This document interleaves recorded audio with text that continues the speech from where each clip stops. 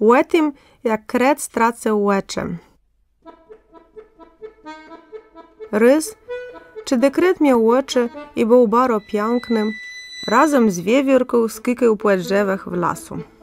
Wiewiórka była baro zapobieglewy i zbiera się na zimę łyżechy i seszyła grzeby i zaklepiła to w miechu w ziemię.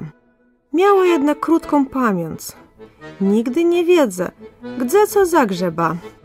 Kret był zgniły jak twysz i nic nie zbierał na zimę, ale miał za to bardzo dobrą pamięć.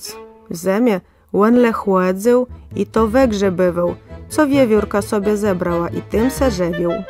Za karę rzekł Pan Bóg do niego: nie będziesz miał oczu, żeby ty nie widział, gdzie wiewiórka swoje skarby chłowie. Po drzewach ty więcej nie będziesz skykał, le będziesz ciężko rył w ziemi i szukał sobie jedzeniem.